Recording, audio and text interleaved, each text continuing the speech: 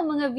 May bidang kwento po ulit ang hashtag Pink Lover and Vlogger Wannabe, Keiko V, for today's video. Yes, at ngayon nga po i-demo natin kung paano nga po ba nagawa itong money envelope na ito. At very challenging nga po ito kasi po sa Cricut natin siya ginamit. Cricut Maker 3. Kasi po si Cricut wala siyang tool for eraser.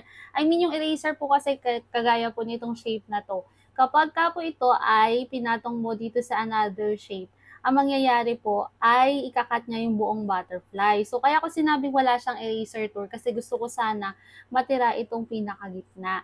So, ngayon may iba po tayong ginawa para po magawa itong butterfly shape na to. At ang matitira nga po ay gitna. And same po siya ng procedure dito sa pinakalock niya. Ito. Ayan. So, ngayon, i-demo na nga po natin. So, syempre, open muna natin yung ating Cricut app. Ito po yung unang nagawa ko na template dito sa money envelope na pinakita ko po sa inyo. Bali na hati nga po pala ito sa tatlong bahagi. So sa umpisa nga po, kailangan natin gumawa nung nasa pinakagitna. So ang una nga po natin kinuha na shapes ay yung hexagon at square. Kasi yung square po usually ginagamit to for slice tool ng Cricut. Kung mapapansin nyo po, yung una kong ginawang shape, yung nasa gitna, ay dinuplicate ko lang po siya para naman po sa ikatlong bahagi. Yun nga lang, yung ikatlong bahagi po ay mas maliit kesa doon sa nasa gitna. Ngayon naman po, in-upload nga po natin itong butterfly na gagamitin natin as basis ng ating shape. So ngayon po, in-offset ko nga po siya ng 0.05.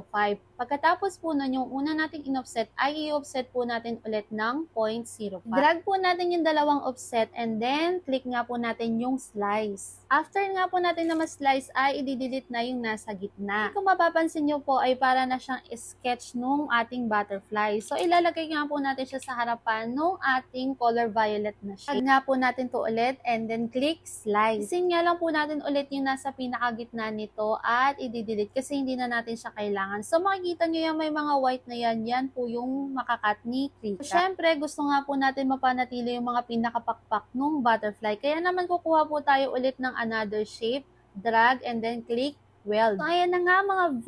Nakuha na natin yung gusto natin maging outcome. Ngayon naman po, yung pinakalock niya, ganun rin yung gagawin natin. Pinakamaliit at saka yung medium size and then click slice. At sa pinakamalaki naman po, ilalagay natin yung na-slice doon sa front para po ulit i-slice natin. Ngayon naman po, pagpatong-patongin natin lahat ng shape and then click align, click center. Tapos ayusin nyo na po siya sa dapat niyang posisyon ng ganito.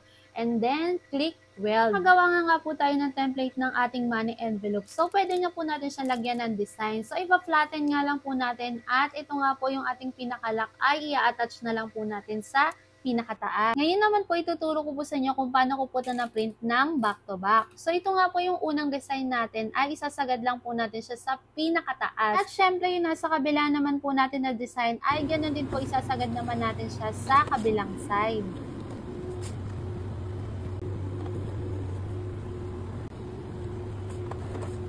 At gano'n na nga po ginagawa itong money envelope natin. So, hindi na lang siya yung usual na money envelope.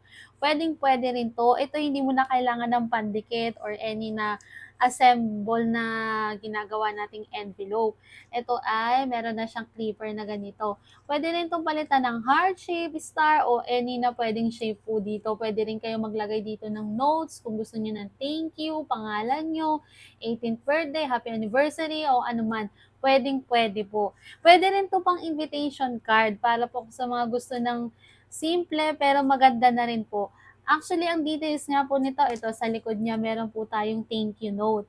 Sa harapan naman po, syempre, yung may pangalan ng may debut kasi for 18th birthday nga po ito. So, pang 18 money envelope to.